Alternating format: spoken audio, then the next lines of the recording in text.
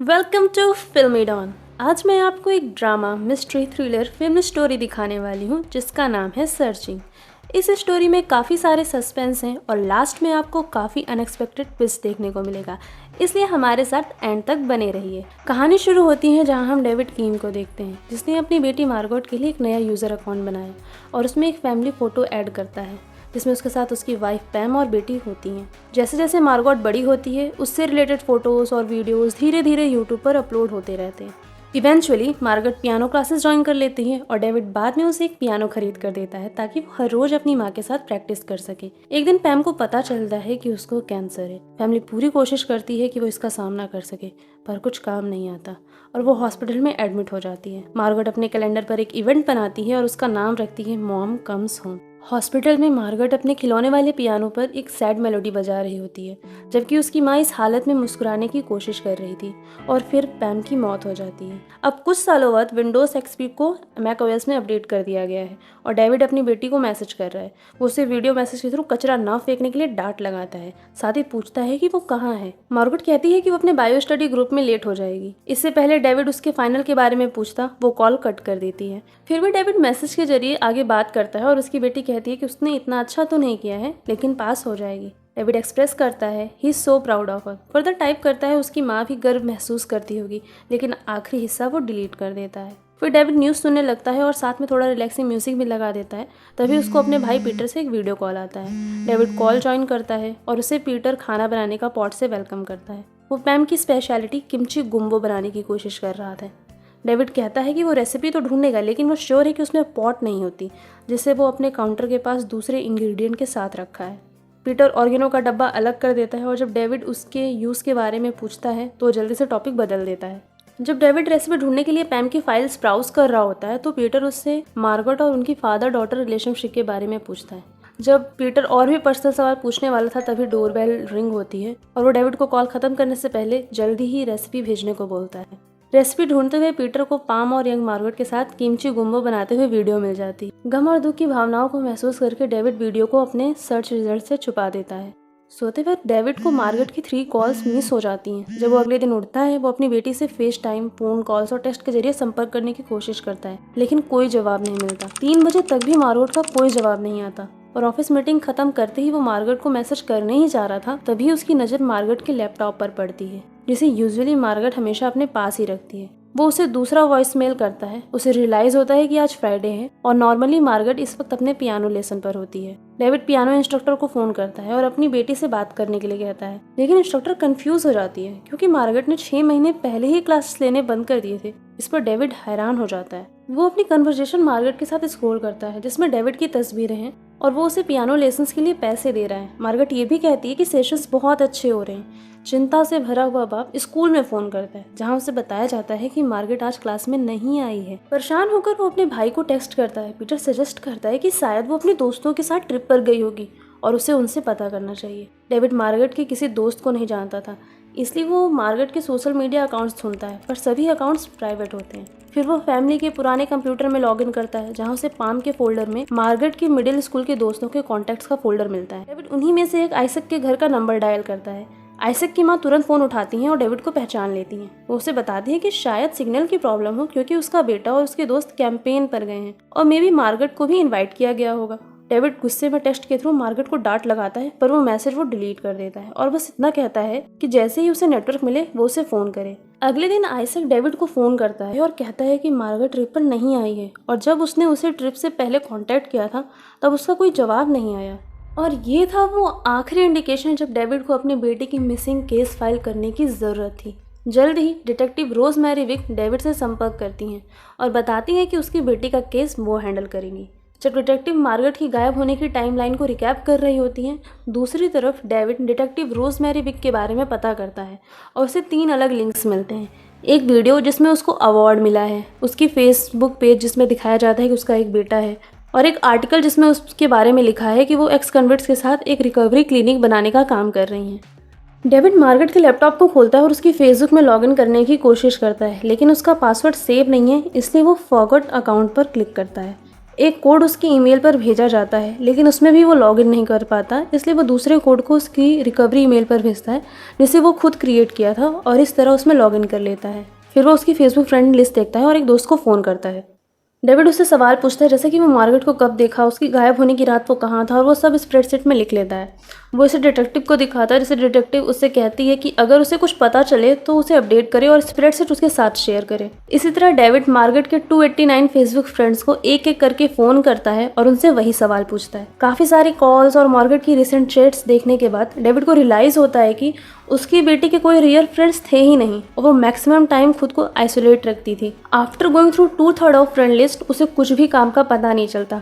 David अपनी frustration Peter को बताता है। पीटर उसे मार्गरेट की ऑफलाइन फ्रेंड्स और एक्टिविटीज़ पर नज़र डालने की सलाह देता है। डेविड अपनी बेटी के स्कूल की फाइल्स और कॉन्टैक्ट्स को देखता है और अबिगली से संपर्क करता है, जिसने उस रात स्टडी ग्रुप अपने घर पर होस्ट किया था। अबिगली बताती है कि वो ग्रुप 9 बजे तक चला था और मार्गरेट उस समय तक चली गई थी। वो ये भी कहती है कि मार्गरेट मोस्टली अकेले ही रहती थी और वो टम्बलर बहुत ज़्यादा इस्तेमाल करती थी। जब वो इस पर चेक कर रहा होता है तभी वो एक ईमेल रिसीव करता है डिटेक्टिव की तरफ से, जिसमें ट्रैफिक फुटेज शेयर किया गया है। इसमें वो देखते हैं मार्गरेट अपने कार में गैस भर रही है और शहर से बाहर निकल रही है। डेविड जगह को गूगल मैप्स पर नोट कर लेता है। डेविड मार्गरेट के बैंक अकाउंट को चेक करता है और उसको पता चलता है कि वो पियानो लेसन के पैसे कहाँ जमा कर रही है। 6 दिन पहले उसने $2500 का पेमेंट वेनमो के थ्रू एक डिलीट किए गए यूज़र को किया है। वो मार्गरेट के इंस्टाग्राम अकाउंट को चेक करता है और एक यूज़र डेरेक एलिस को नोटिस करता है, जो लगातार उसकी बेटी की तस्वीरों पर अनाप शनाप कमेंट्स पोस्ट करता रहता है। वो उसका नंबर ढूंढता है और उसे पूछता है कि उसकी बेटी के गायब होने की रात वो कहाँ था।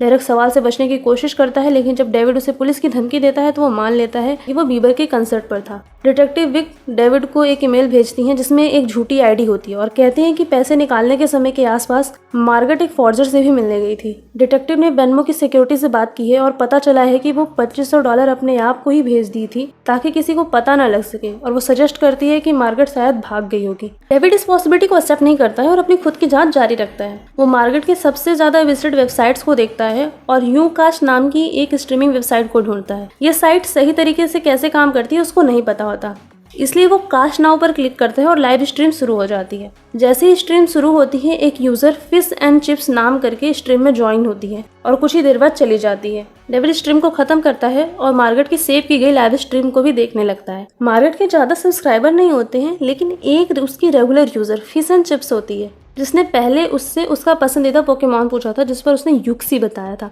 क्योंकि वो यादों को मिटा सकती है। वो रोज बात करते थे, जिसमें से एक बार फिश एंड चिप्स ने अपनी माँ को एक बुरा ट्यूमर है और उनके हॉस्पिटल बिल पे कैसे करें इस बारे में भी बात की थी। उसके बाद डेविड डिटेक्टिव विक से कॉल पर बात करता है, जिसमें डिटेक्टिव कहती है कि मार्गरेट के गायब होने से किसी यूकास्ट मेंबर का कोई कनेक्शन नहीं है। साथ ही फिश एंड चिप्स कहीं और थी, जिसे उसके डिनर मैनेजर और सीसीटीवी फुटेज ने कंफर्म किया था। मार्गरेट के कंप्यूटर को बंद करने से पहले डेविड एक लेक की तस्वीर देखता है। वो उसकी टम्बलर पर जाता है और वहाँ भी एक और तस्वीर उसी लेक की दिखती है। वो गूगल मैप पर उस जगह को ढूंढता है और समझ जाता है कि वो रात को वहाँ जाने वाली थी। वो लेक की तरफ तेजी से भागता है और डिटेक्टिव को फोन करता है, लेकिन अभी विक सो रही होती है। थोड़ी देर बाद वो उसे कॉल करती है और डेविड उसे मार्गरेट की पोकेमॉन की चेन दिखाता है, जो उसे लेक के पास मिला था।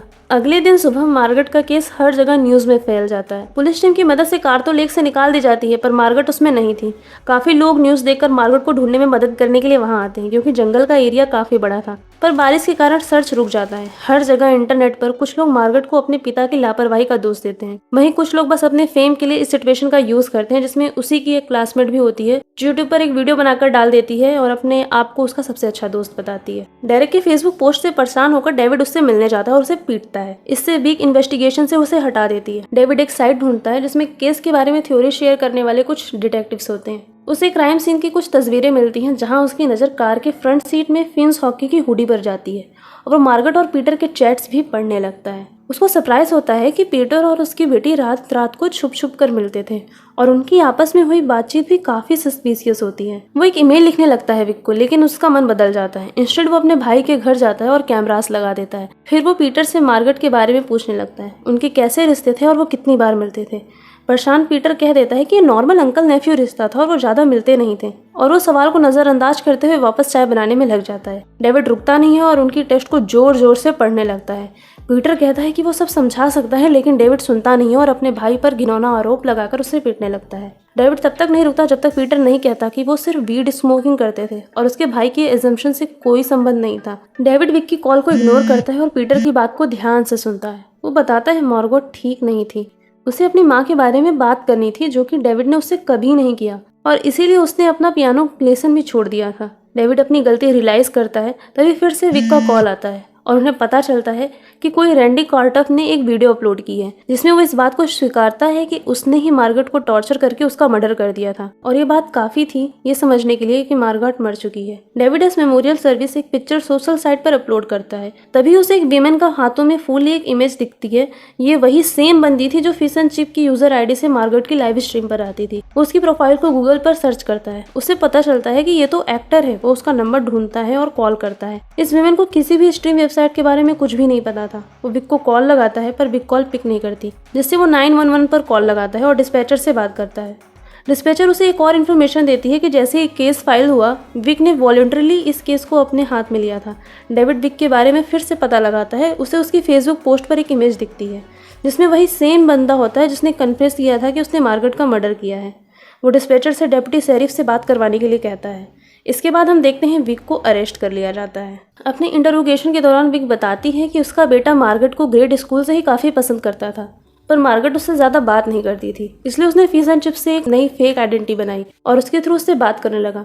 उनकी दोस्ती काफ़ी अच्छी हो गई थी, जिसके चलते मार्गरेट ने $2500 भी उसकी माँ के इलाज के लिए उसके वेमो के अकाउंट में डाल दिए थे। पर उसके बेटे को एहसास हुआ कि वो गलत कर रहा है और वो मार्गरेट से मिलने आया, पर वो वीड के नशे में थी और कुछ समझ नहीं पा रही थी और वो पैनिक हो गई। वो भागने की कोशिश करने लगी, तभी गलती से उसका बेटा उसे पुश करता है और वो नीचे खाई में गिर जाती है। अपने बेटे को बचाने के लिए उसने इन्वेस्टिगेशन अपने हाथ में ले लिया और उस बंदे से कन्फेशन कराया और उसे शॉट कर दिया।